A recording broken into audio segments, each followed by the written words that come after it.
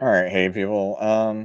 I just want to make a quick video about something because in the past I have had Seventh Day Adventists bring up this whole Hebrew grammar argument to me about the little horn in Daniel 8, and just to brief people over it. Let's see if I can pull up the screen. It was kind of freezing on me a little bit. Um, in Daniel 8, they'll try to argue that the little horn is the papacy or Rome. And they do that by saying that this word right here in Hebrew, and this is Mahem, M-E, and then it's like dash H-E-M, Mahem. At least this is how it's transliterated, one of the ways it's transliterated. Um, and in verse 9 it says, and from one of them come forth hath a little horn, and it exerted itself greatly towards the south and towards the east and towards the beautiful land. Well, in verse 8, it's talking about this young he goat that exerted itself very much, and when it was strong, hath broken hath been the great horn, and come up doth a vision of four in its place at the four winds of heaven. So you try to say that this them in verse 9 is masculine plural in Hebrew, and that it refers to heavens because it's the only thing that's masculine in this sentence, in the previous sentence. And therefore, since the four winds of heaven are connected to heaven and heaven's masculine, therefore, them must be referring to the four winds, and therefore Rome comes out of the four winds, and so this little horn is not coming out of the out of the four kingdoms, which it says in verse 22 when it's describing this vision. It's saying it's coming out of the four winds. So I was kind of like using like the AI to kind of go over this argument a little bit, and I made sure to kind of ask it some questions to be a little bit clearer. And I said, if the horn is a king, and we always know the king is masculine, I said, if the horn is a king, then them can be referring to a masculine object. But if the horn is a kingdom, then them has to be referring to something feminine because a kingdom is feminine, king is masculine. And so what they would argue is that the little horn's like a kingdom. But when I'm talking to it about Greek Hebrew grammar rules, it says no, that's not necessarily the case. The word mahem can refer to either the four horns or the four winds of heaven, regardless of whether the little horn is a king or a kingdom. So that basically means regardless of whether the little horn is referring to something masculine or feminine. Um, this is because the word mahem is masculine plural pronoun that can refer to either people or things. The gender of the pronoun does not have to match the gender of the noun it refers to. So that's the key thing right here. And if someone has a different argument and this is completely wrong, let me know. But when I'm talking to the AI, the being AI is saying the gender of the pronoun does not have to match the gender of the noun it refers to. So that's not a strong enough argument to say, well, them is masculine plural, so therefore them has to be referring to the heavens. And since the winds come from the heavens, it's referring to the winds.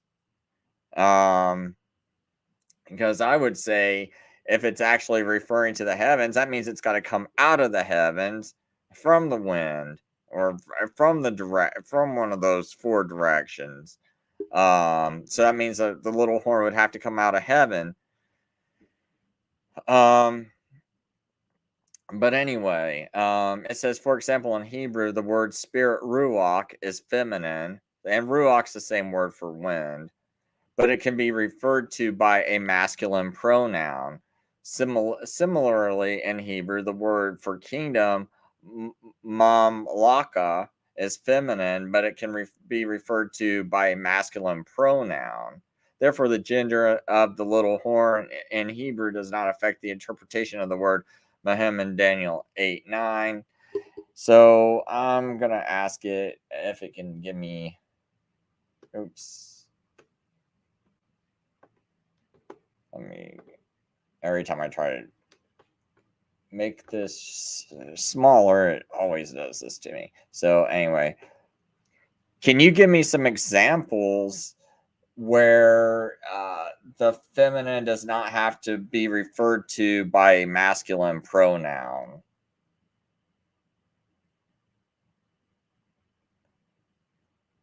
Searching for examples of feminine nouns with masculine pronouns in Hebrew. Sure, I can give you some examples of feminine nouns that are referred to by masculine pronouns in Hebrew. Here are some of them. The word for spirit, ruach, is feminine, but it can be referred to by a masculine pronoun. For example, in Genesis 1 verse 2, the Spirit of God, Ruach Elohim, is hovering over the waters, and the pronoun he, who, is used to refer to it. The word for wisdom, hakma, is feminine, but it can be referred to by a masculine pronoun. For example, in Proverbs 8 verse 22, wisdom, hakma, says that the Lord possessed him, Kanani, at the beginning of his work. The word for kingdom, mamlaka, is feminine, but it can be referred to by a masculine pronoun. For example, in Daniel 2 verse 44, the God of heaven will set up a kingdom, mamlaka, that will never be destroyed, and it, Hai, will crush all the other kingdoms.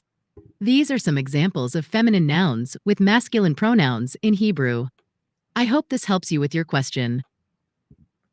So, just to give you a few examples, there's a few examples we have here. I'll make it a little bit larger on a screen. We got a few examples of where feminine pronouns. Oh, I hate when it won't just let me make it large. I don't know why the program does this. But anyway, so we do have some examples where we can see where a masculine pronoun refers to a feminine object. Here we go. So we know that this rule is not something that's like set in stone where every single time it has to refer to that. So I thought I'd bring that up because I think I made that mistake in the past, thinking that kingdoms was I think I might have just assumed it was masculine because I thought kings are I knew kings was masculine in Hebrew.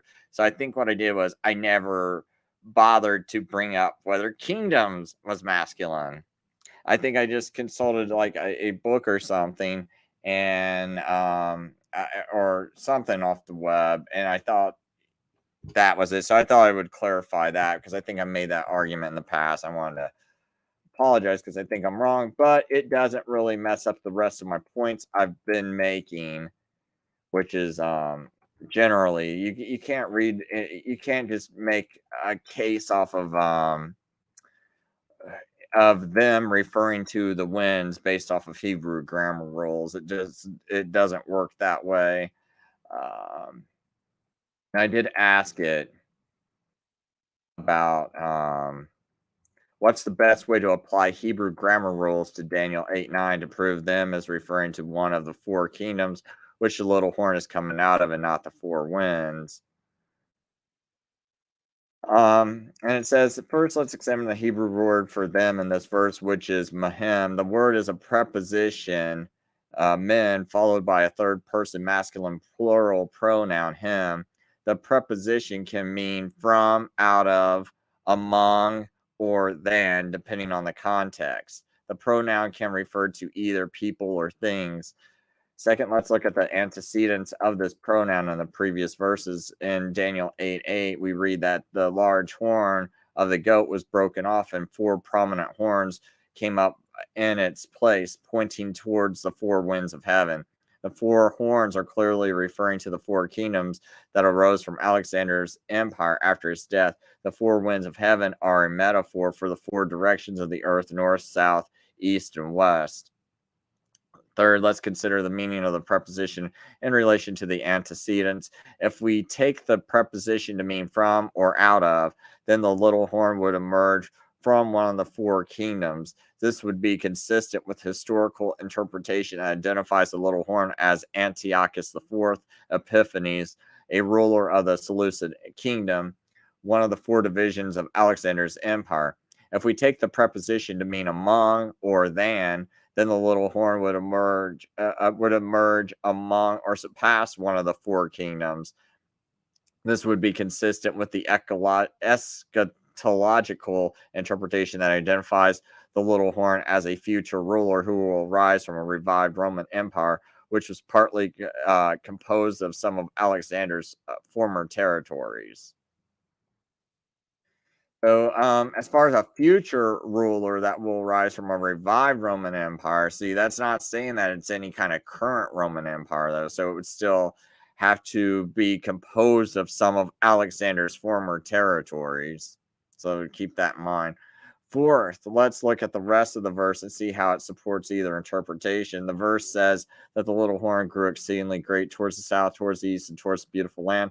The south and the east refer to Egypt and Persia, respectively, which were the two rival kingdoms that Antiochus Epiphanes attacked and conquered. The beautiful land refers to Israel, which was also invaded and oppressed by Antiochus Epiphanes the fourth.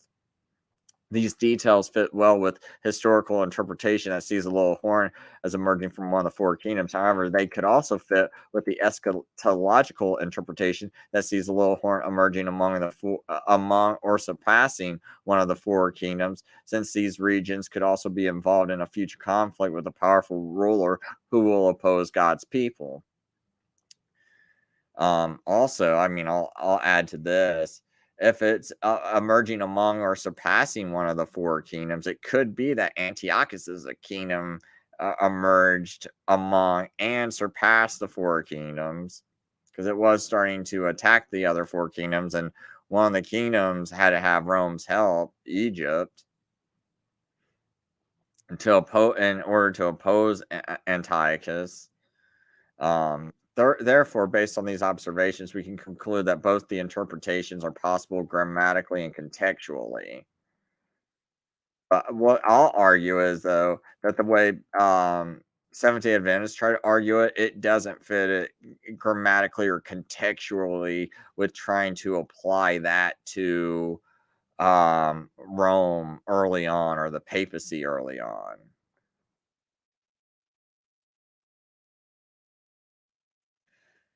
Um,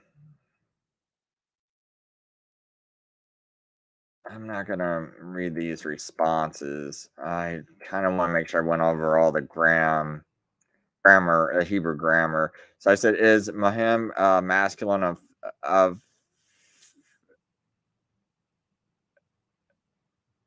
I don't know what I meant to say there.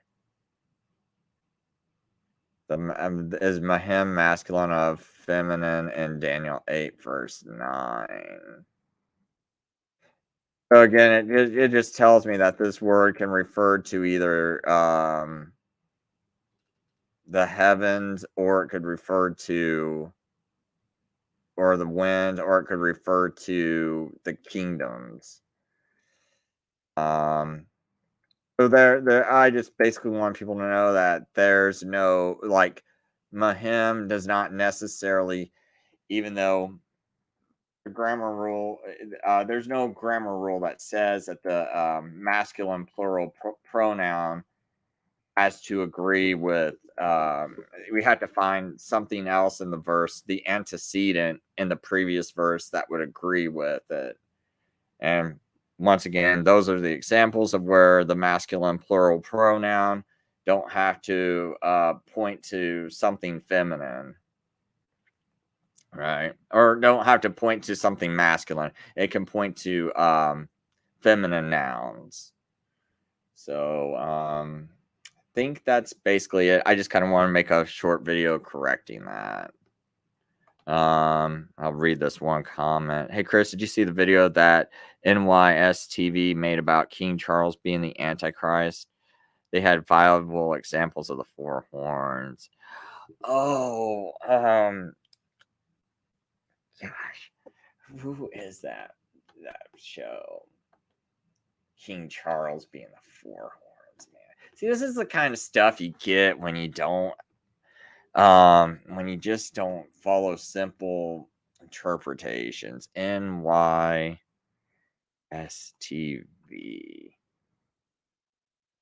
Oh, and now you see TV. I couldn't think of what those initials stood for.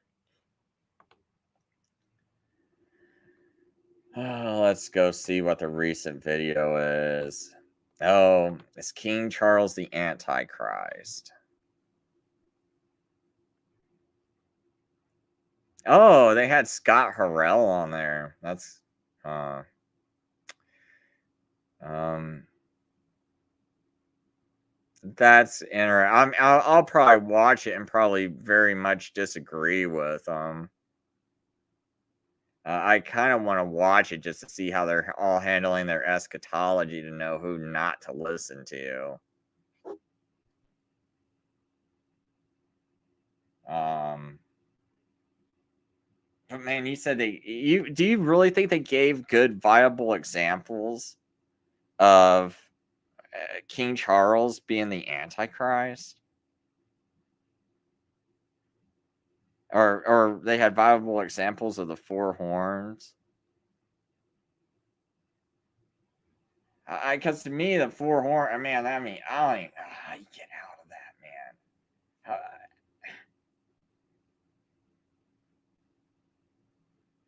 How, because the text is pretty clear. We Everyone knows it's the first king of Greece. He's pretty much established. Okay, Alexander the Great, when he conquered all that territory that he conquered, that's what these four kingdoms were composed of, right? Because let me just kind of bring this up. What? Let me ask the Bing something. Bing will probably do it faster if I do it the AI.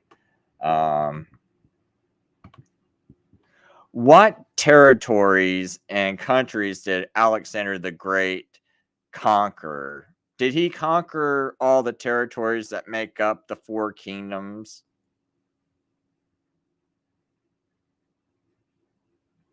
Searching for Alexander the Great Conquests.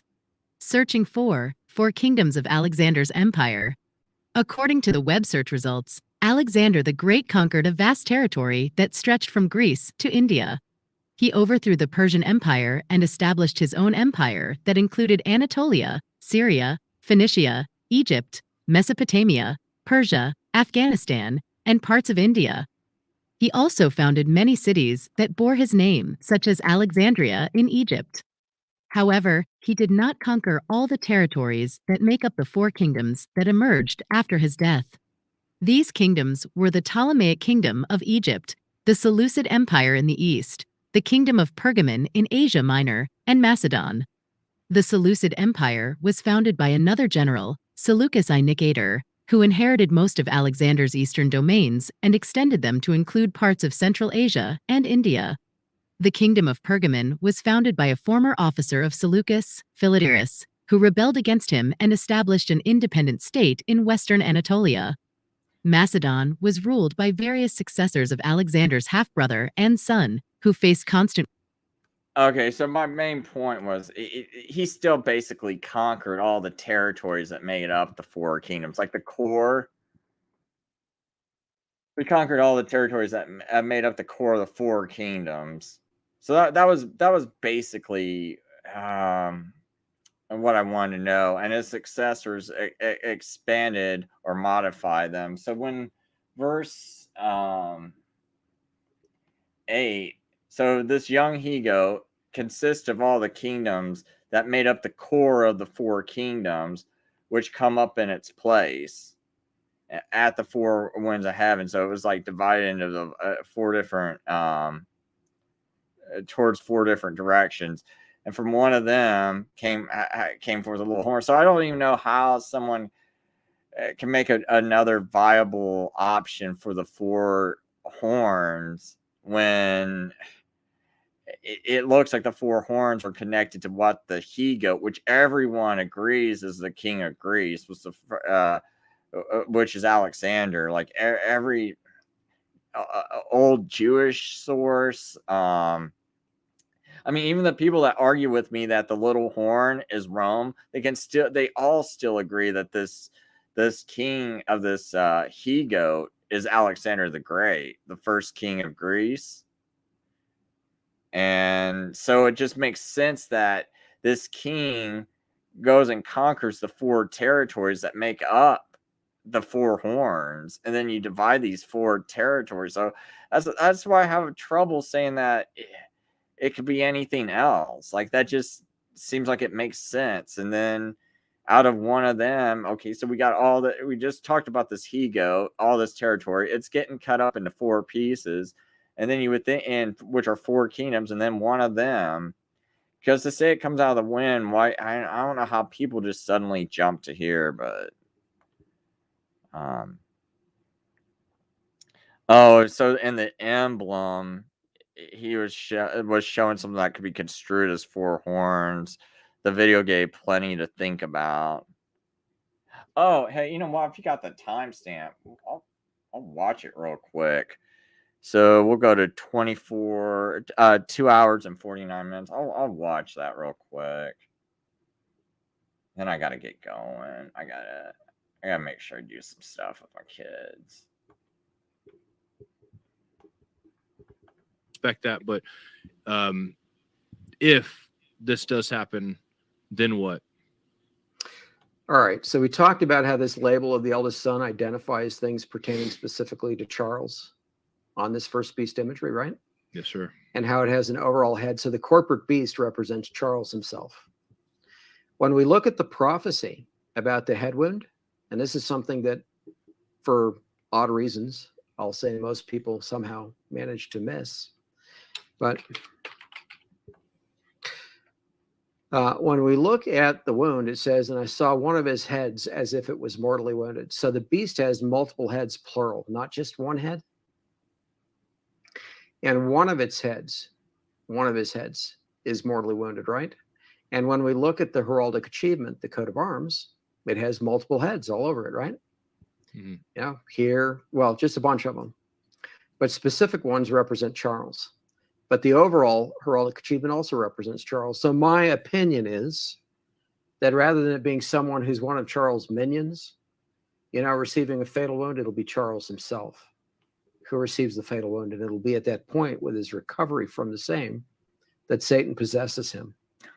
I think that those things will go together. And I'm expecting Charles to seem to have died or to have received a wound that's so severe that the world will say there's no way to recover from that. So that when he does, you know, suddenly recover, it's considered so strange or odd to the world that they start to worship him and follow after him, like what Revelation 13 is describing.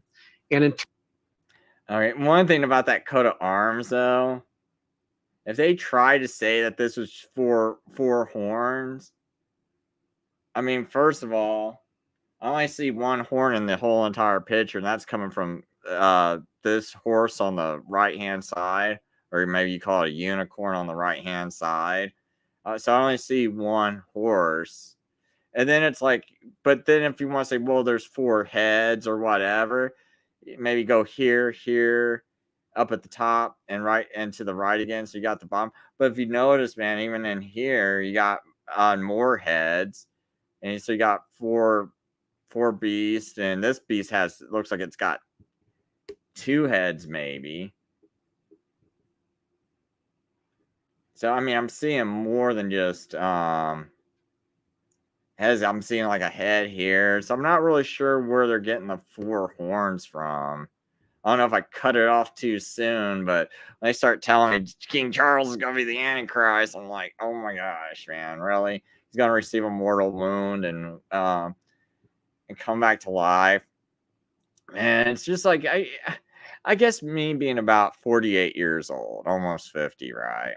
And just hearing all this stuff, man, my whole entire life. Like, oh my gosh, here's an Antichrist over here. Oh, who is it? You know, well, we got what's his name? Gorbachev, right? Oh my gosh, he's got a head wound. He's got like something on his head, and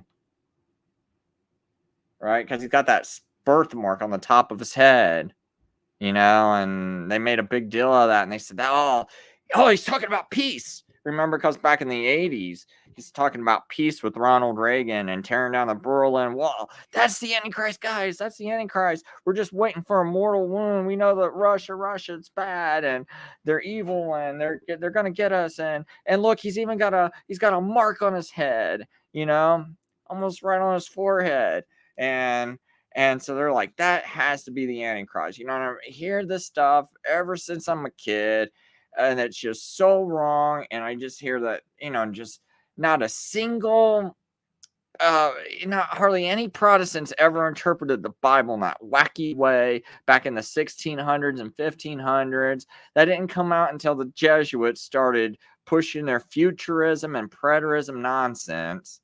And then it's like, then you got nonsense like this, and now it's all King Charles is gonna have get a wound and come back to life. And I mean, I really hate all these interpretations. It's like, what was wrong with how Saint Jerome interpreted the Bible? And said it's Antiochus. What was wrong with all these early Christians from like 180? And what was wrong with how the Jews interpreted Daniel 8? And that's why they had the celebration of Hanukkah. And, I mean, what was wrong with all this? Why suddenly did they start misinterpreting Daniel 8 so badly? And it looks like Daniel 8 only got misinterpreted badly after this 1600s, after futurism gets invented. And part of the reason why I think that is once you start misinterpreting Daniel 8, it holds you up to the rest of the verses being misunderstood, because Daniel 8 ties right on into Daniel 11. So if you start to misinterpret Daniel 8 and you're like, well, this isn't talking about these kingdoms.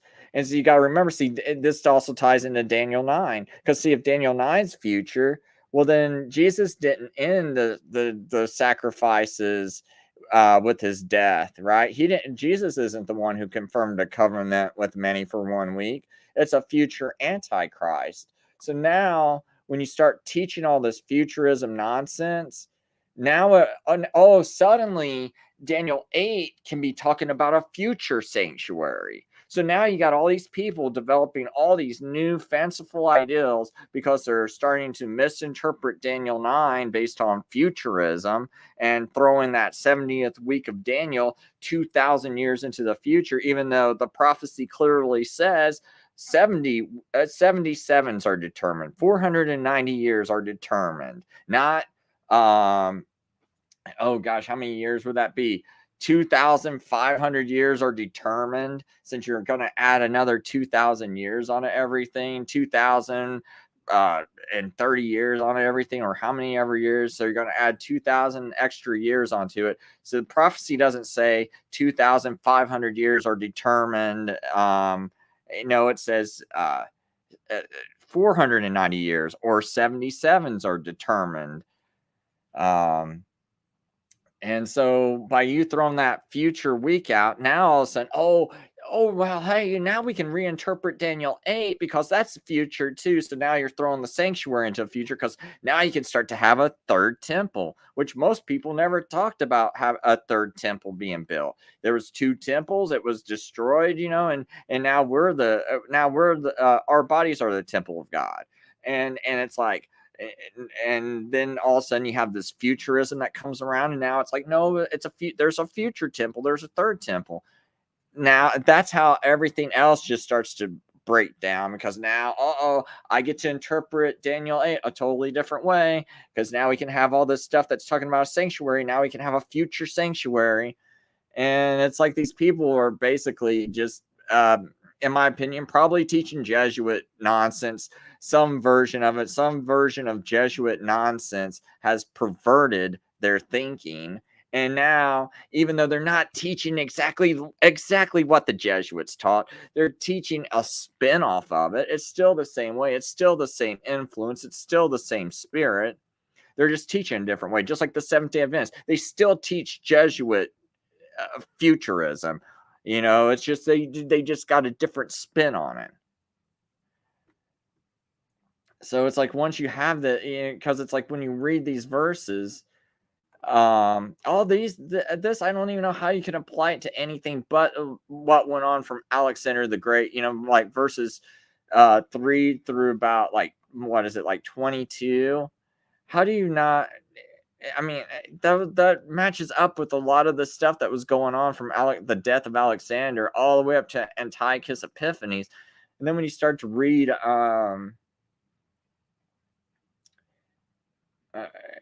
let's see here. I think it's like verse 21 or something like that. It starts to talk about Antiochus Epiphanes. And part of the problem is, it's like, if you're gonna, for Daniel 8, now they're gonna have to start talking about a future third temple. Then, if they're gonna say like those four horns, like I said, I didn't watch the video.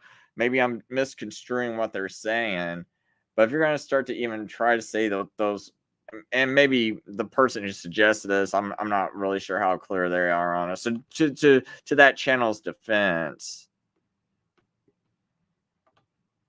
you said you don't think that's the part. He thought he mentions the horns. He was showing the emblem when he mentioned them. Oh, it's fine, but I'm just saying, man, if those guys are even trying to connect those horns, he might be talking about the horns in Revelation 13. So that's a fair mistake, man. I mean, people listen to so much information and all that. So we'll cut those guys like a break, because you might just been misunderstanding. But one thing we didn't misunderstand was them trying to call Charles that Antichrist that's going to be brought back to life, which I think is nuts. Just totally crazy. But I'm just going to go on to my point about people trying to throw why futurism has just destroyed prophecy, and why you see these people having a breakdown after the 1600s, because futurism gets invented. They throw that temple into the future. They throw the 70th week of Daniel into future. They say that's about an Antichrist. So now that sets up a third temple. And then you can just start to interpret all these verses wrong. But then right here in verse 31, see, this is something, if you believe Antiochus fulfilled Daniel 8, then you would believe this verse is also fulfilled. But if you don't believe it's Antiochus, then suddenly you have this verse in 31, and strong ones out of him stand up and have polluted the sanctuary and the stronghold, and have turned aside the continual sacrifice, and appointed the desolating abomination. So now you got this other future abomination of desolation. And then in verse, I thought there was something about a sanctuary. That's what I was actually trying to get to.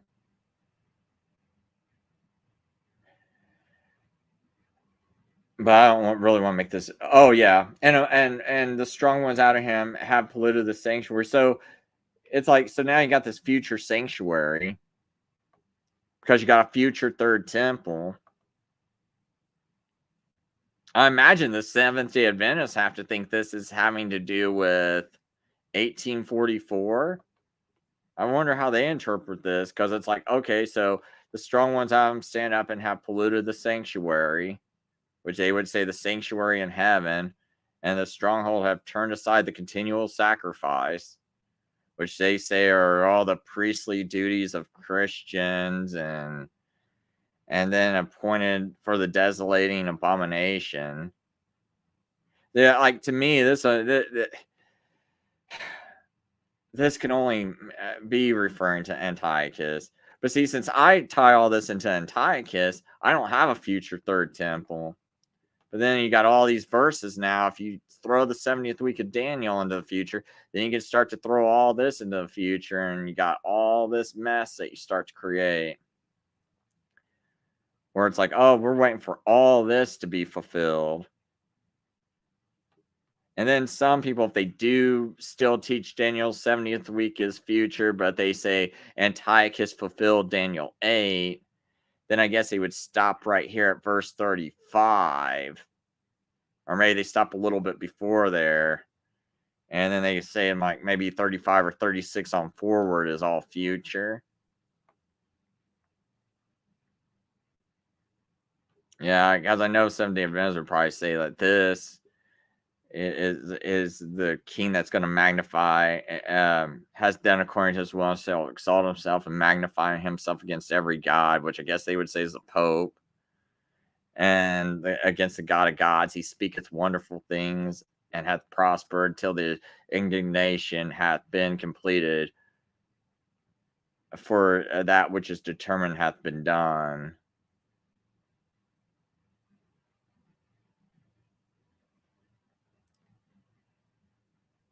But I would still wonder if this should be applied to Antiochus, but I guess it's not.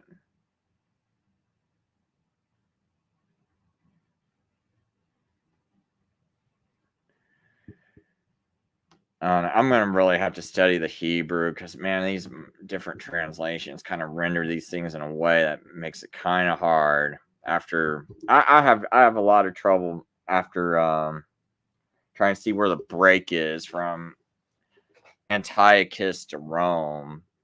I know it's in there. I'm thinking this text just isn't rendered right, because they're trying to render it as like one continual king, and maybe some of these words and the way they're rendering it is pointing to previous verses when it should be talking about a completely different king. But the way they're rendering the text, I just tend to wonder if they're rendering it to the same king of the previous text and then the same king of the previous text, and that's why we're missing a break here.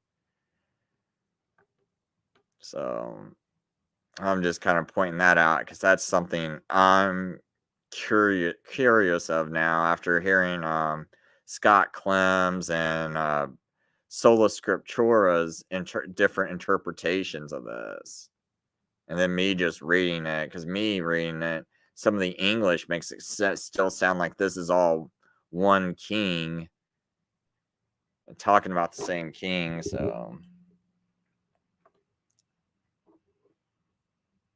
oh, here, I'll go ahead and play that timestamp 125:8, because I am kind of curious what these guys are talking about.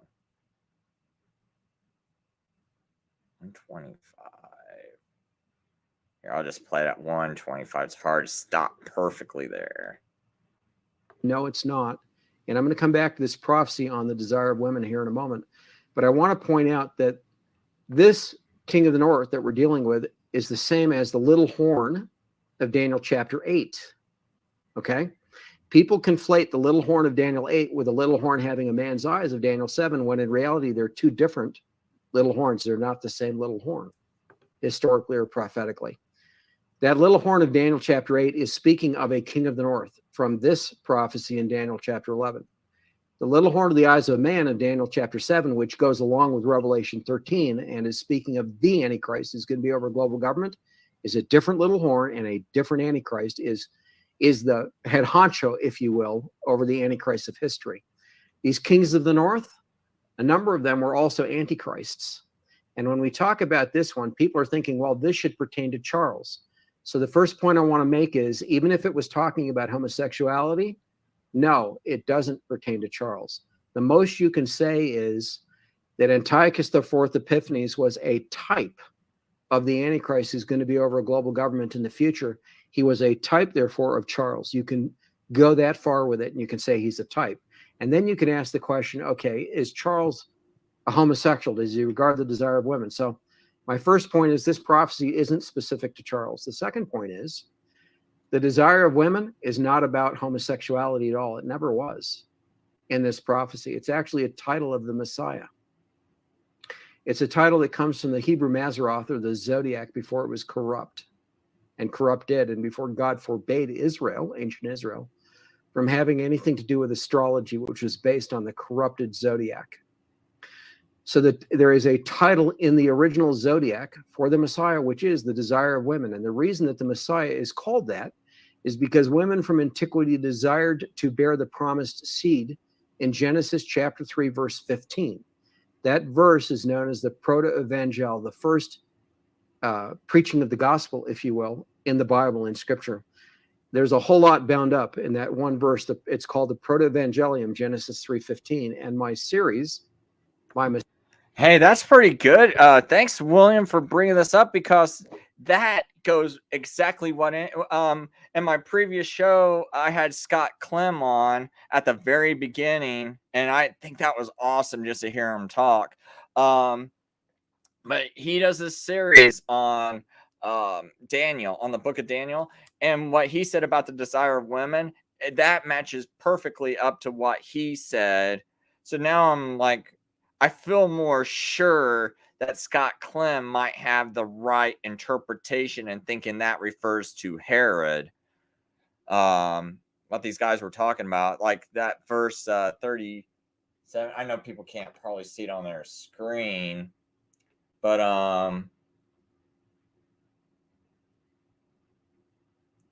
right here, Daniel 11:37, it says, "And unto the God of his fathers he doth not attend, nor to the desire of women." So what Scott Clem said in my last show at the very beginning was this desire of women. He said the same thing these people just said in this video, that this is to be interpreted as like the desire to give birth to the Messiah, hoping that they'd be one of the ones that give birth. So that would fit really good in it. And he said that this king is referring to Herod the Great, who basically did all these same things. He's kind of similar to Antiochus. You got to think. I mean, he went and killed all the firstborn children, or ordered the firstborn or ordered all the children 2 years and under to be killed, right?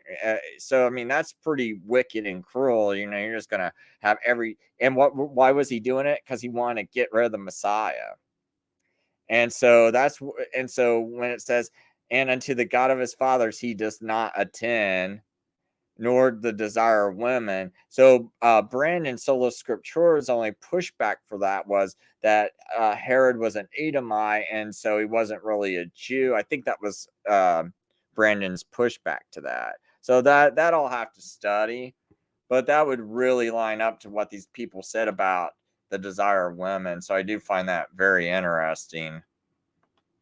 Messiah History in the Tribulation Period series that I mentioned earlier, there is an entire book on just the one verse in this series, because that one verse is so consequential to what follows in Scripture and all biblical history. So I won't go into that now, but I'll point it out. But anyway, the Messiah is the desire of women, and it goes back to that verse and then the Zodiac before we had written scriptures.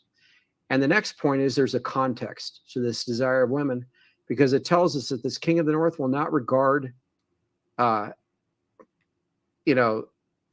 God of his fathers. In Hebrew is Elohim. It's gods, Elohim plural in Hebrew. So you can translate that as gods plural or as God singular.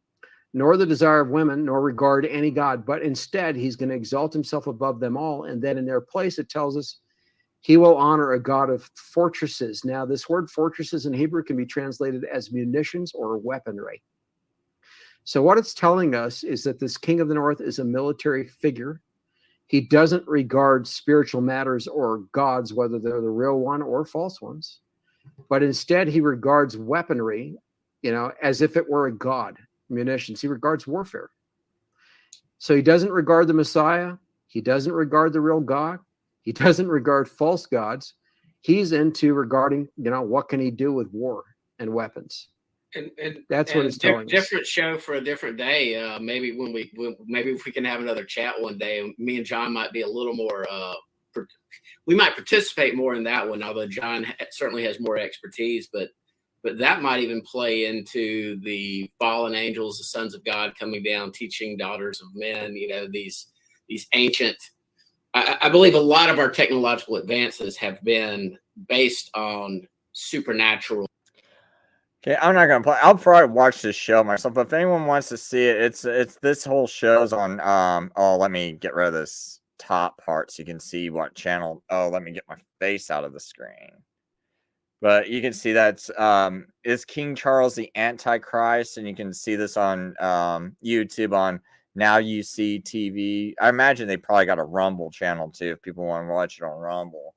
But I would say that like I don't endorse these people. Like, this is just a show, but I thought that one point about the desire of women's interesting, because I do believe that's a reference to the Messiah, and so that was also go into validating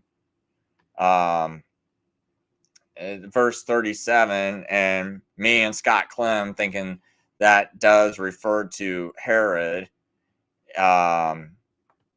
not regarding the desire of women and doing the whole killing every child under 2 years old and under. So I'm just going to answer a couple more comments and end my show. John, hey, always great to see you, John. Love every time I have you on my show. I love having you on. He says, I think the pre-trib rapture crowd also follows futurist doctrine because they want to believe they will be lifted up before the Damien Omen type Antichrist appears. It makes them take the mark. Yeah. I think it's real dangerous theology, because I feel like people, I think it leads to also not really knowing God. Because, see, it's like, I think if you think that you might be around to take the mark, or that possibility could be around for that kind of tribulation, you might want to develop a stronger relationship with God, so you will have the passion and the love not to take that mark, to endure to the end. Because it looks like clearly, if you take that mark, you're gonna be cast into hell. Now, some people think, well, those people that are weak in faith, they'll probably just have a heart attack and die, and God's gonna somehow, even if we're wrong about the rapture, Chris, those people will just probably have a heart attack and die, because we know it's like you cannot be saved any other way. It's just, you just believe mental assent. You just believe that you are saved, and that's it. And I just believe that salvation is because, see, William makes this comment here: I'm too busy sorting out my own salvation with fear and trembling. It says, I have no set opinion pertaining to eschatology. Seriously, I'm not much into it. All I know is it is by far more entertaining than Hollywood garbage, which I agree with him so much. But then his following comment was, I'm too busy sorting out my own salvation with fear and trembling. And I don't know how many people that are holding to this doctrine of futurism are really sorting out their own salvation with fear and trembling. I mean, maybe you're thinking that, oh man, me personally, I surely don't want to be like sinning up until the point of my death, and then like face God and be like, oh, I just watched something real inappropriate, or I just did something really inappropriate, or I did this or did something, or, if people found out, you'd be pretty embarrassed, right? And maybe you do this stuff daily, right? Or weekly. And you're like, well, if Jesus or someone found out about this right now, I'd be pretty embarrassed. And maybe to you, that's fear and trembling. I mean, that would be fear and trembling with me also, if I had some things like that. And then you're just like in the shame, if you just suddenly met Jesus, right?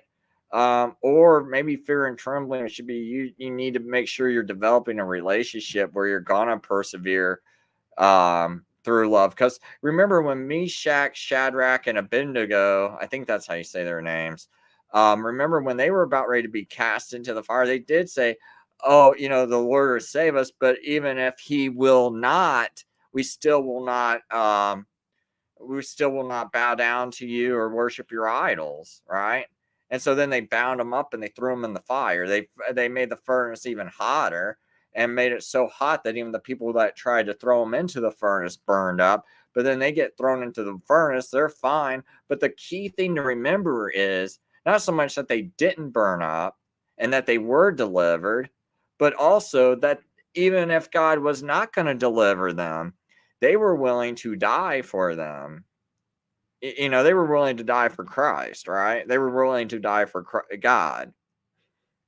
So, and that's kind of like the key point, and that's what we really need to be having put in our hearts that we really develop a relationship where we know the true God, and we don't just make up a Jesus of our own thinking, where it's like, oh, Jesus is fine, if I'm transgender, or Jesus is fine if I do this, or Jesus is fine if I do that. These things are okay.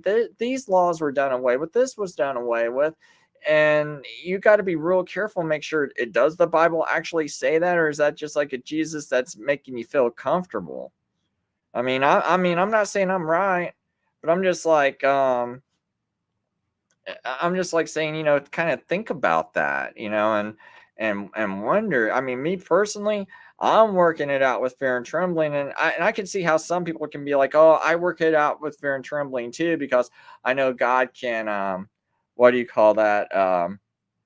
Where you have your children and you kind of keep them in line with the punishment. I can't think of that word off the top of my head. But so maybe you're like fearful that if you keep straying too far, God's gonna maybe like have you lose your job, because God just let that sin get out of control for you, so you would come back to God, so you would really straighten out. So God just lets it get out of control, so you lose everything, and then that helps you bring back to God because you have a breakdown. Yeah, chastisement. Thank you, thank you. So you could just say, well, my part of my fear and trembling is that, and I mean, I wonder about all these things myself. These things, like I said, I've been lied to about so much. Me personally, I'm trying to just relearn what is real Christian faith, what is truth. And studying eschatology, when I start to realize all the strange and weird things people do to it, it makes me question everything else I've ever learned. And so that's why I'm like, I don't know what to really go by. I'm still studying things like once saved, always saved, eternal security versus, because I believe in eternal security, but it's a matter of, in fact, everyone I know believes in eternal security. It's a matter of when do you receive eternal security? So, but everybody believes in eternal security. Everybody believes in once saved, always saved. Everybody does. Every single person. The problem is, when are you saved? What does that word mean? It's like some people don't. Yeah, they believe they're saved, but they don't believe they believe in once saved, always saved, but they don't believe they're saved until they're dead. You know, and then and it's like, had they endured till the end and all that. So. Some of these terms, I don't get real stuck up on them, because a lot of people, if you press them hard enough, you don't know what they really mean. And if you're saying, well, but come on, man, if you believe in Jesus one time, that means you get to go to heaven. That's what I mean by once saved, always saved. And even if you break it down to that, how do you okay, what's really believing in Jesus? You get to pick what roles you want, or how, what you think Jesus is, and all this other stuff. I just think, for the most part, is that Jesus provides us a way to have a relationship with God that we could not have unless it was for his blood. And that's by a work that we cannot do. So, no, I don't believe in works equals salvation. I don't believe works. I don't think works. I'm not even sure if works can even maintain salvation. But I do believe that Jesus, did the work on the cross that allows us to have a relationship with Christ, and that gives us and that he provides a way for us to have a relationship. But I'm still kind of sorting all that out myself as to what exactly that means. I just know, I cannot do anything to by my own works to make my own self right with God. I know I need Jesus. I know everybody needs Jesus in order to have a relationship with God. As far as, salvation beyond that, or those terms people use, I don't know. People just look hard for your own answers, because I'm trying to figure out that myself. But I do know one thing, you're not going to have a relationship without Jesus. I think that's impossible. But maybe I should do an open show about that sometime. And all my future guests, if you ever come on and you want to briefly say something about that, that's fine too. I mean, even if you come on and you're like, "Yeah, Chris, I know we're just going to discuss Daniel, but I want to make this one point." That's fine with me, because if that's important, that's what you believe. But okay, before I go, gonna end this real soon. Crimson Air says, "Hey Chris, is Jamie really up for having a formal debate with you on Daniel 8?" It kind of sounds like he was kind of backing out from it. So I'm kind of confused, because he's on and off. He sounds all confident, and he'll go on people's shows and bash me, and then like jump off. And then on the next show, it's like, I'm Chris is a dishonest interlocutor. Okay. So I'll kind of leave it with this. He's on someone's show and he goes, Chris Lucas is a dishonest interlocutor, and he's blocked me and banned me, and I can't talk to him. First of all, he's the one who blocked me, because if you notice, on his past videos, all of my comments have disappeared. That's not I didn't So he blocked me. That's why my comments disappeared, and he even admitted that he erased my comments. So if you erase my comments, what's to say he didn't block me, right? And second of all, I know he's blocked me because I've never hit the block button on him. But yeah, I can't see him talking on YouTube, but I'll see everyone going, "Oh, hey, Jamie," when he's watching like someone else's same show as I am, like Idol Killer, or Soteriology 101, or Beyond the Fundamentals. I like those shows personally, and I'll see people say, "Jamie, blah blah blah," and I'll be like, "Oh, he must be in the room." And it took me a while to figure out why I couldn't see him. And then someone says, "Well, if someone blocks you on YouTube, you can't read the comments." So I can't read his comments because he blocked me.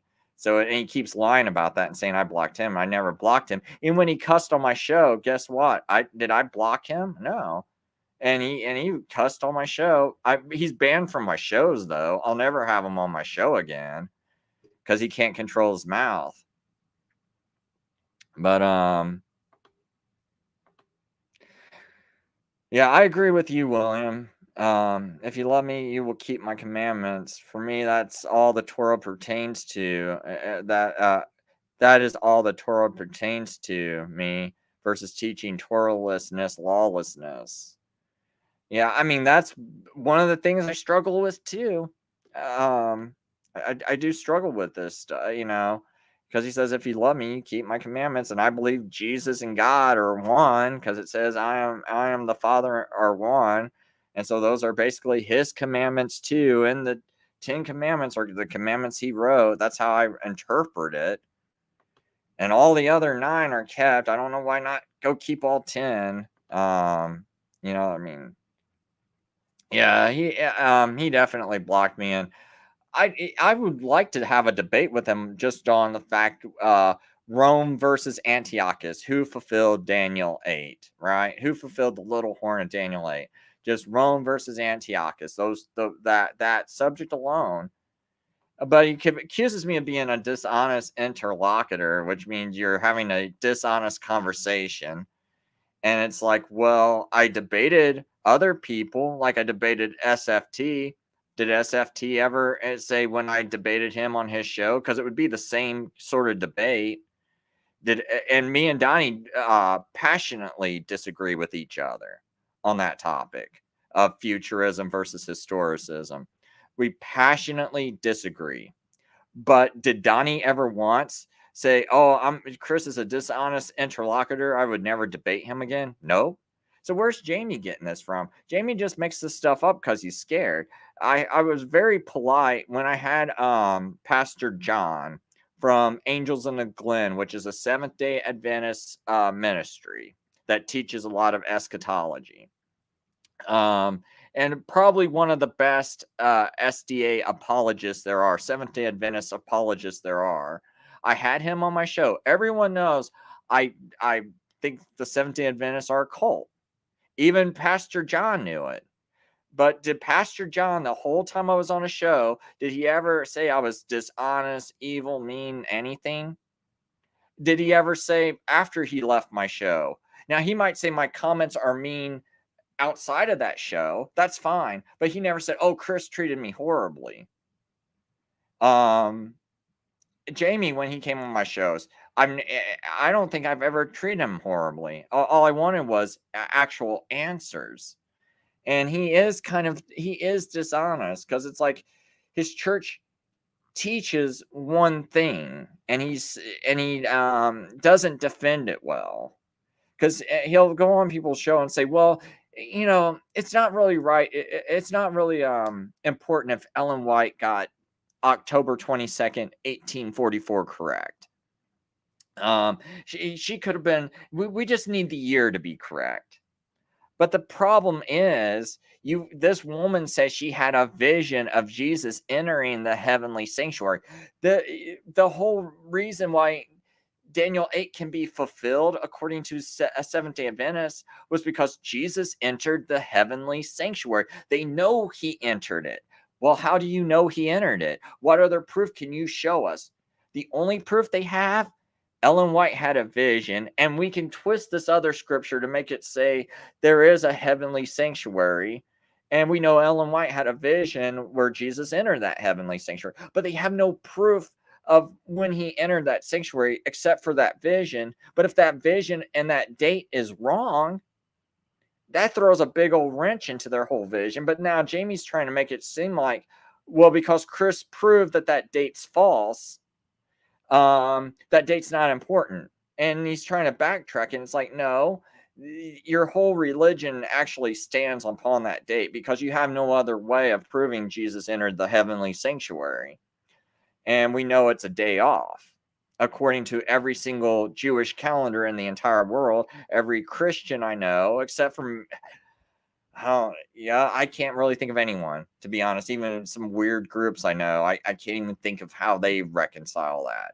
I think they all pretty much will say, there might be some that might say the Jewish moon starts on a totally black moon, but I don't think anyone says that, not anyone of any kind of credibility or scholarship.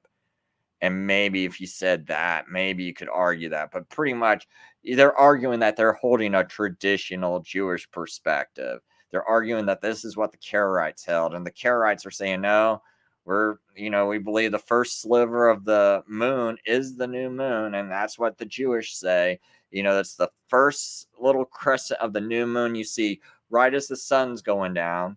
You look in the sky, if it was like a dark moon the day before and you didn't see the moon, you look the next day and you're like, oh, can I see a sliver? If not, you'll go one more day and you should see the sliver.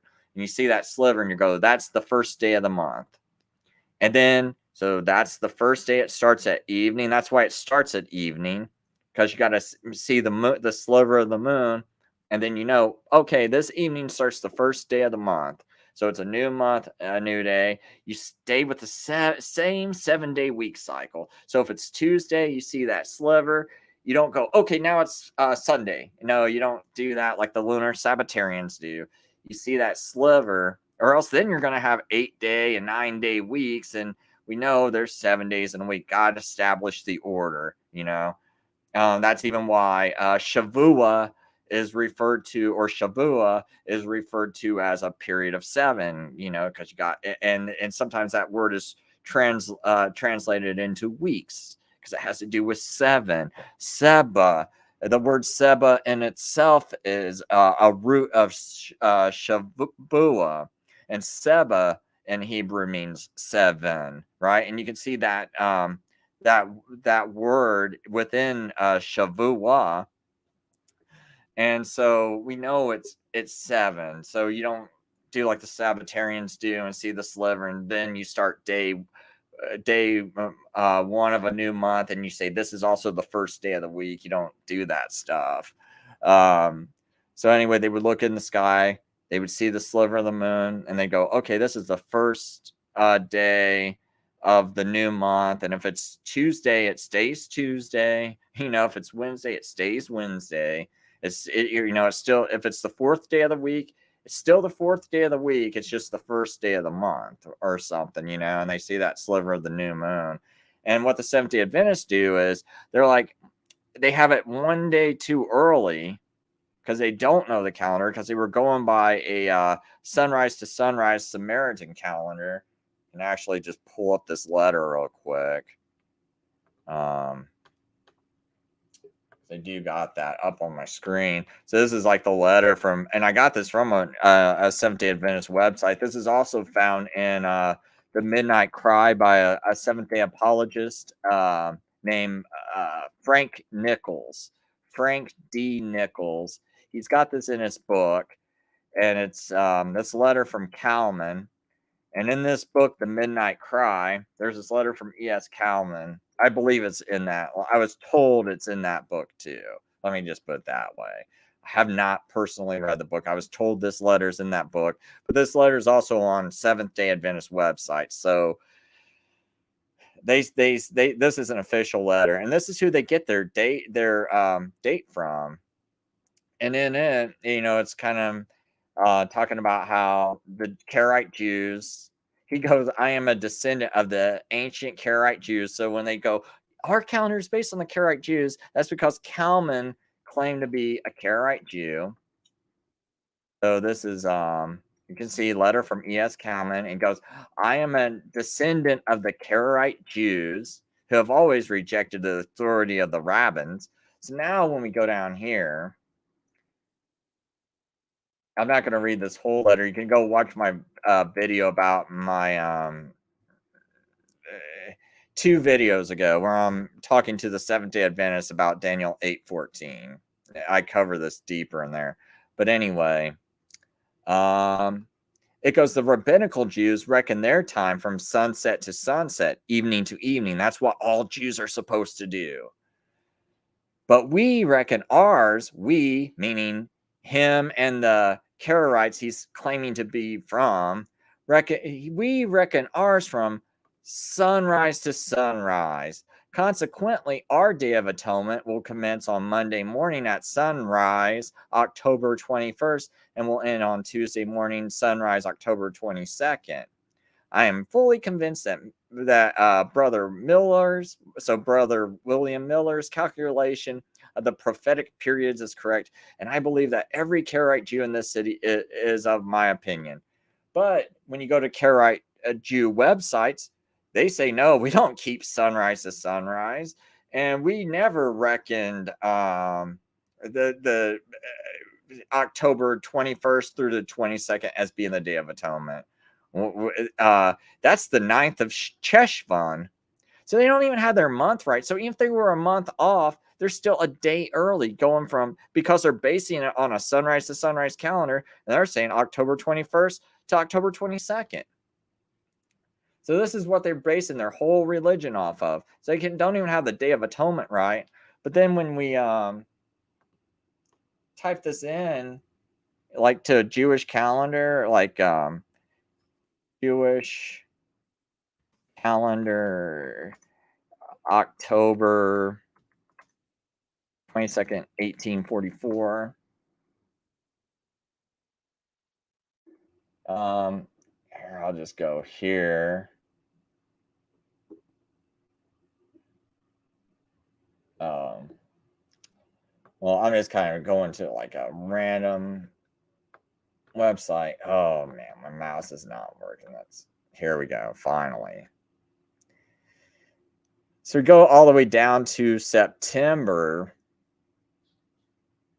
Now in September, they're saying the 23rd of September is the 10th of Tishri, Yom Kippur. So I know it's a little small on the screens. Oops, let me take myself out of the screen. But it's saying this is the 10th of Tishri. So this is September 23rd of 1844 is the 10th of Tishri. The 10th of Tishri is the Day of Atonement. That's celebrated yearly, right? So it's not like some special day. So now when we get to October, well, let's go to October 21st through the 22nd. Well, the 21st is the 8th of Cheshvan, and the 22nd is the 9th of Cheshvan, and the 23rd and 3rd is 10th of Cheshvan. But if we say, oh, it's like, let's say the Jews actually did, they actually did make a mistake.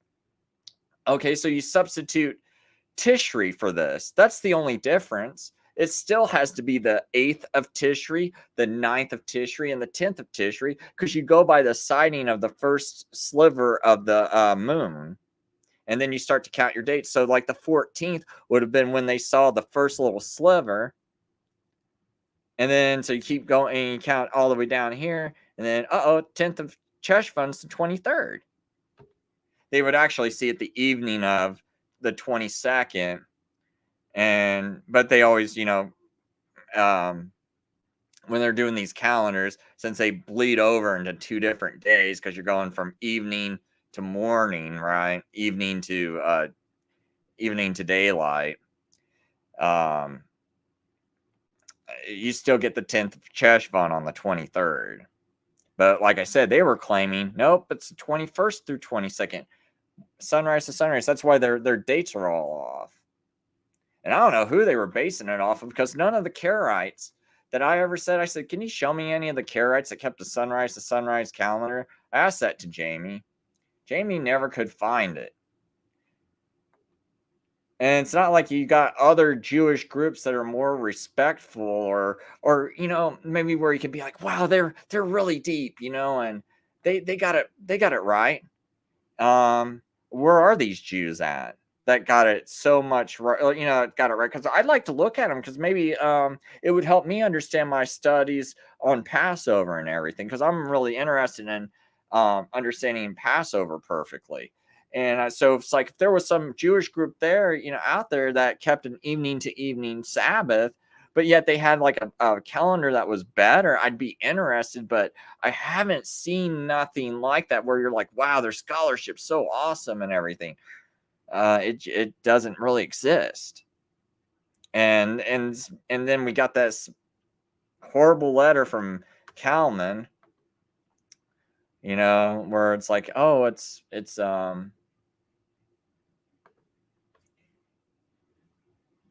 where's that letter at? Oops. I think I accidentally closed it. Anyway, that letter from Kalman still shows that they kept an evening to evening Sabbath. So I'm just going to kind of let it go. Well, I'll look at a couple more, but I think kids are getting restless. So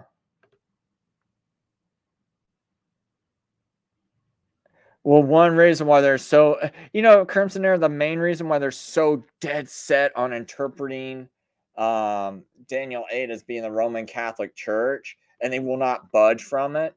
It's as simple as this. Ellen White said so. That's why she cannot be wrong about a single thing. Because like when I go to their church and I said, well, I don't think mankind was ever an amalgamation of man and beast. And I think she's wrong about that. And that makes her writings unauthoritative, because she's wrong about that.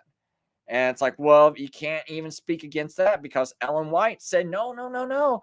The flood, when the flood happened, that was a result of the amalgamation of man and beast, which can still be seen in some of the tribes of Africa and other certain groups of people. So, and because she says this ridiculous thing that none of them would want to teach today, but they cannot go against it, right? Anything ridiculous she ever uttered out of her mouth, they cannot go against it, because as soon as they do, suddenly her writings are not scripture, because she says all of her writings are not of human production. So by her writings not being of human production, now if you question it, then you got her writings. She's a false prophet. You're in a false church. That means my family told me wrong. That means I got to leave my church. Yes. Well, we don't want to face up to that. So they don't want to face up to that. They don't want to face up to their family might have been preaching or might have been supporting a false prophet. They don't want to admit that, that means I must have been breaking Sabbath because I'm promoting a false prophet every Sabbath. Well, yeah, you are. And I don't want to face up to that, so I'm just gonna keep believing Ellen White's right. So that's the main reason. It's not that they ever felt like, we got really good evidence, because Jamie would gladly debate me on SFT's show. He would, but he's like, well, we don't have good evidence. And then on top of that, he's also going to have to deal with the 2300 year interpretation because that goes along with his Rome interpretation, right? So he's got to be kind of prepared to defend both. We don't have to go into investigative judgment and everything like that. We could just talk about Rome and him saying that that little horn spans 2300 years. Oh yeah, she gets carte blanche status. Yeah.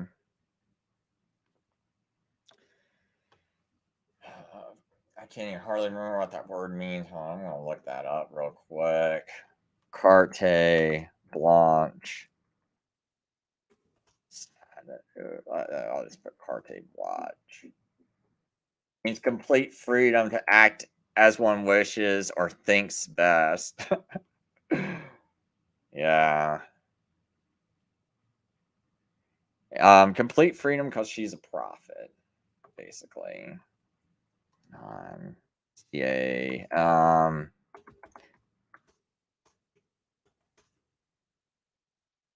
If you go to like non-SDA claims of Ellen White, they also baptize people into Ellen White. They go, oh no, we don't. Oh yeah, you do.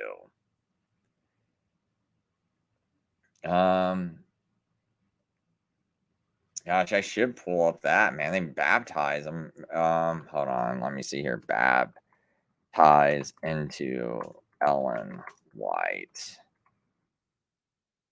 They take this serious. Oh, see, the SDAs will try to say that oh no, we don't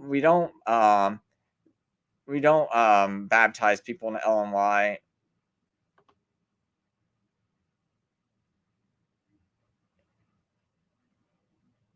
And so it says, when it comes to questioning the SDA church is a cult or not, it's as simple as the answer to this question concerning the role of Mrs. White utter influence. Can you have a functioning Seventh-day Adventist denomination without Ellen G. White influence?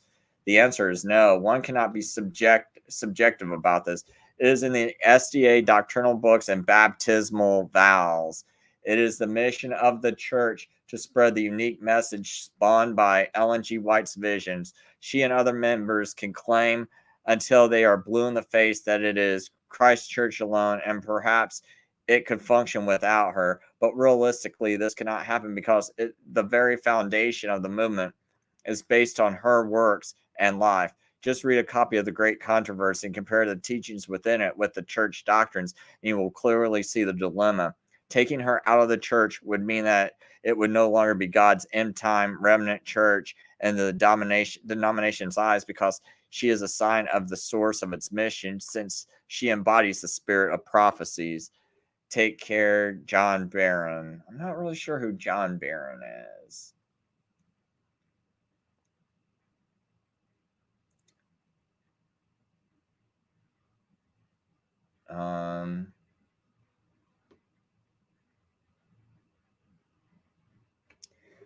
But let me see if I can find it. This article, because they got this one article where it talks about the baptismal vows. Oh, right here. Here we go. This one, Truth or Fables. If I blow it up just enough.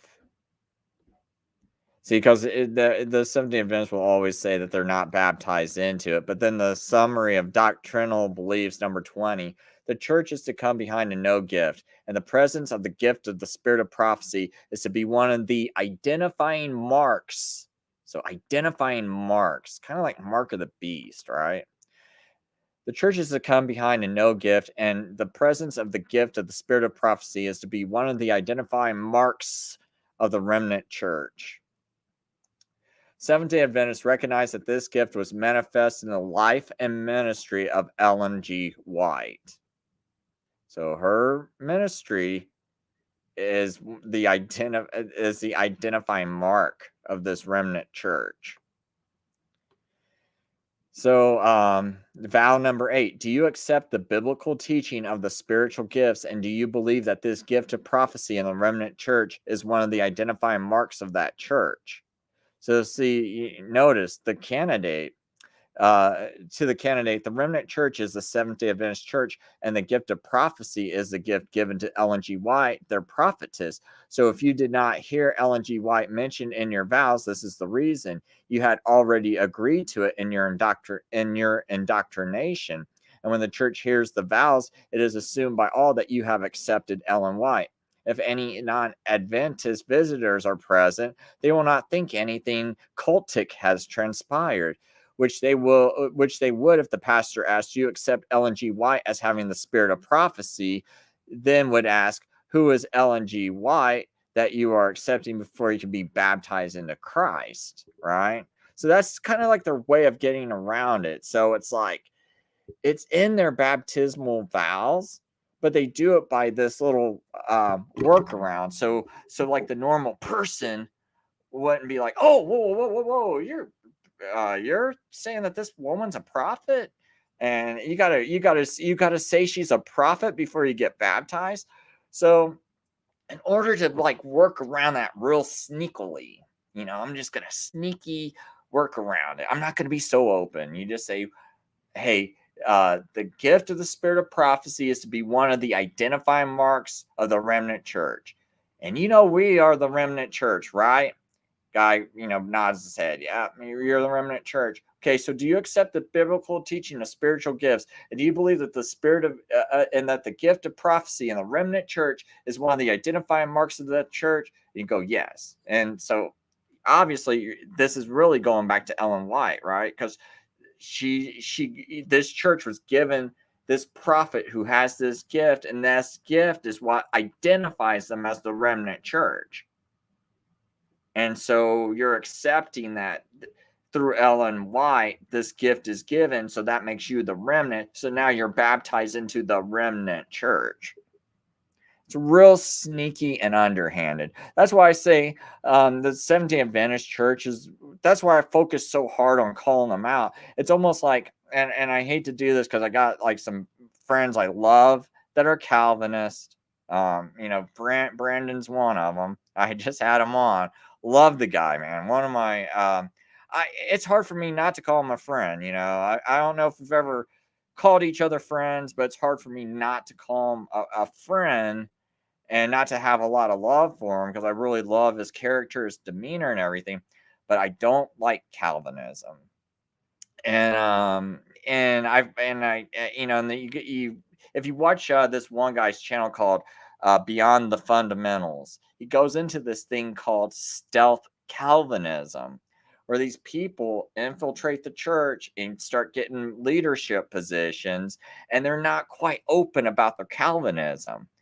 And honestly, when I watched Jamie, I first thought maybe he was watching Beyond the Fundamentals because he wanted to attack the Calvinists who were attacking his church, like Miles, Sola Scriptura, and all these other shows where these people have now, some of these Seventh-day Adventists have now become Calvinists. So I thought, okay, maybe Jamie's watching his show so he can attack Calvinism, since they former Seventh-day Adventists or Calvinists. But I'm starting to wonder if he's watching Beyond the Fundamentals to learn the techniques that Calvinists use to deceive others to infiltrate their churches. And so I kind of throw that one at Jamie too. I wonder how sneaky you're being, because it's like, because some of these techniques look similar where you're not quite out in the open, just like the stealth Calvinist. You're not being very out in the open either, and that's why it's like, I want to be real careful about these people. And another reason is people think because I keep Sabbath, sometimes they associate me because I'm talking about the Pope, I'm talking about historicism, and they go, oh, are you Seventh-day Adventist? That's kind of what also blew a fuse in me. No, I want to make it real clear. When you come to my channel, you're never going to ever ask if I'm a Seventh-day Adventist. You're never going to ask me that. Never. You're not going to make that mistake. And I think that's what hurts getting these doctrines out of there, because when I did a search and I knew Seventh-day Adventist was a cult, but I had no idea that they had made so much material out there that when you look up historicism on the internet, Oh, I'm reading a paper. I'm not realizing it was written by a Seventh-day Adventist. I must have spent hundreds, if not thousands of hours in the past 10 years reading Seventh-day Adventist material, and I had no idea I was reading it. And so instead of growing in understanding of prophecy, I'm being set back because I'm being confused and because I'm not realizing these people from Andrews University and all these other places are Seventh-day Adventists. Right? I'm just reading their paper and I'm like, oh man, why doesn't this make sense? And some of them don't have things like, they're it's like they're not talking about investigative judgment and things like that that would tip me off. I'm not knowing about this. I'm just reading their paper and I'm like, okay, they're defending Rome being the little horn of Daniel 8 really hard.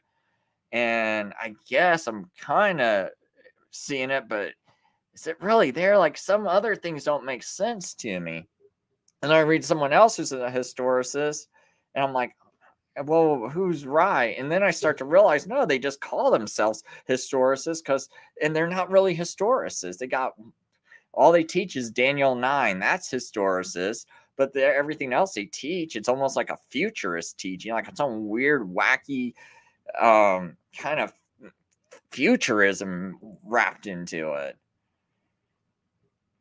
Or at least what it would make one think is if once you start reading the Bible, well, how could this be right? Because it contradicts this. So if you see it's contradictory, you just throw their Daniel 9 interpretation out the window. And since a lot of times, if you look up Daniel 9 for a while, the first interpretation you would come up with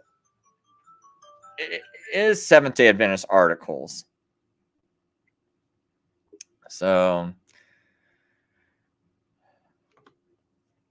oh yeah. William says SDAs with white is kind of like Catholics saying we don't worship Mary, we only venerate her. Yeah, it's the exact same thing. Great point. Awesome point.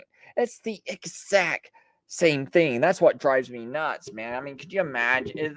That's why you see people making so many videos about that, concerning Catholics. It's like, well, Catholics say they don't, so I'm just going to stay in the Catholic Church because we don't really worship Mary. Calm down. You don't have to leave our church. You don't really worship Mary. Okay, we don't really do it. We just venerate her. And it's like because Scripture clearly says what they do with Mary is clearly worship, but they'll take and change the terms around. No, it's just veneration, or we're just holding her as like a really special woman, and it's just venerating. She just plays a part in our atonement. That's all. She just plays a small part, a large part in our atonement. She's the mother of God, but she's not really the mother, like God in that way. And and then they, twist. And you notice it's the same exact thing, just same exact thing. And that's why I'm like, well, you guys look more and more like the Catholic Church. You guys keep talking about Babylon and the Catholic Church. You look just like her. The way you defend Ellen White, the way they defend Mary. It's like the way you defend, we're not really baptizing people in Ellen White. We're not really worshiping Mary. And then you got this like a prophet, just like the Pope. The Catholics put the Pope up on this pedestal and like, yeah, it's like, what he, says is like, he's like the overseer of the entire church and not God. Well, Ellen White's the overseer of the entire church too, the Seventh-day Adventist Church. It's like the Pope is a false prophet, right? Even though he doesn't like predict things in the future and things, that's not like the only usage of prophet. And that's what even Adventists will say. It's like, well, her writings are also for straightening out people and helping putting the church on the right path. Teachings. It's not all about just predicting the future. It's about having these more godly teachings that will set people straight. Pope does the same thing. And it's like, well, and yeah, they go, yeah, we're gonna have the Pope is like our shepherd. Ellen White's your shepherd, your false prophet, and you're gonna uphold what the Pope says on Sundays, and then they're gonna sneakily get you to break Sabbath by saying, "Oh, we keep Sabbath. We're so much better than everybody because we keep all the commandments." But then sneakily, they got you breaking the Sabbath because you're worshiping a false idol. Because false prophets are idols. Because what they do is they say, "My words are God's, and I'm speaking for God, and God's speaking through me, and I'm his messenger." So now you're sitting in the place of God. So you're saying these words that are coming out of your mouth, your writings are the writings of God. And these words, so you're sitting in the temple in the place of God, claiming to be God, which is the same thing that you talk about the Pope doing. He sits in the temple of God, claiming to be God. Ellen White sits in the temple of God, claiming to be God. So there's another Catholic trait you got. Catholics don't keep Sabbath, neither do you, because you're breaking it by worshiping a false prophet, because the Sabbath says to keep it holy.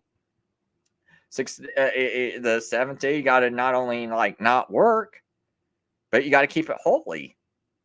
And you're sitting there upholding a false prophet on Sabbath. Then people give you money based on this on this lie, on this fraud. So that's stealing through fraud, which is theft. So you're breaking that commandment of theft. You're breaking the commandment of keeping the Sabbath holy by making it unholy and stealing from people and pushing a lie. So you're at least breaking 3 or 4 commandments on the Sabbath, including the Sabbath.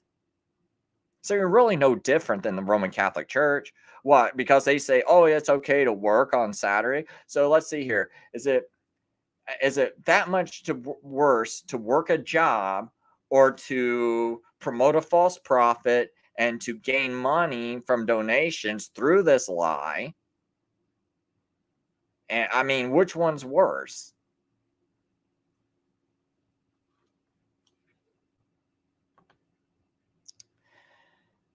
William says, example, hell, Holy Queen, Mother of Mercy, our life, our sweetness, our hope. I really do not know what to do with all that. My brain hurts trying to figure out that stuff.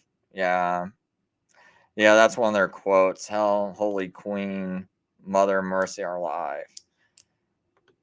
And you got the Seventh-day Adventists, saying, "Oh," because I one time I tried to corner a couple of Seventh-day Adventists. Jamie just hangs up. This one just talked for a long time and never answered the question, and then had to go. But I was like, did Ellen White lie when she said my writings are not of human production? Because they tried to say, "Oh, we don't think it's scripture," and I go, okay.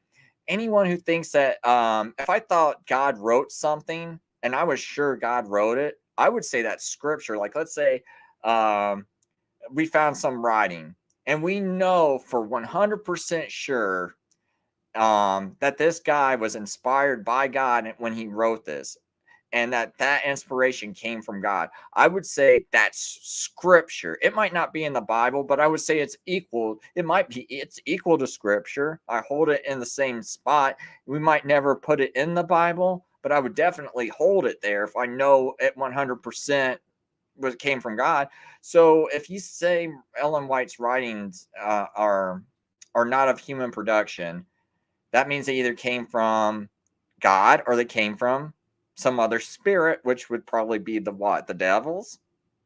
So it's only two things you can get that to come from, right? So, or she lied. So I go, and so I was like, well, did she lie? And they go, no. I go, okay, so that leaves us with 2 more options. She said, so did they come from spirits or did they come from God? And so it's like, and then they didn't want to answer that, because I'm like, well, if it came from God, that means her writings are on par with scripture. How can you not say that? So they actually do believe. The only reason why they say it's not scripture is because they go, well, if we keep it separate, if we're not like the Mormons and we keep the book out of the Bible, I mean, so it is scripture, but we'll just keep it set to the side. So that way, just like with our baptismal vows, we don't actually say that you're getting baptized in Ellen White. So we'll do it in this weird way. So you actually are, but it's not so apparent. Same thing with our own Bible. We'll have Ellen White's writings to the side. We won't put them all in one book, but we know they are actually in one book. but we just won't do it. Like, because we don't want to be looking like the Mormons and how they got called out. We'll do it more sneaky. So that's what I felt. See, me personally, I'd be bold. I'd be like, nah, if I really believe this, I'd be like, yeah, we believe it's scripture. Just put it all in the Bible together. They're doing it much more sneaky. That's my opinion, because they obviously think this. It's like, but I think they have a whole history of being sneaky. And then you're just like, why can't you be honest that you still don't have a Karaite that can confirm your date of October 22nd? Why can't you be honest with everyone that date she got wrong? Oh, because she would no longer be a prophet because she wrote that she did affirm that date. And then your whole religion falls apart because she put that in writing, and her writing's got to be equal with scripture. So anyway, I'm going to go. This is much longer than I wanted it to be. I need to make sure I get a Bible study done with my kids. So later.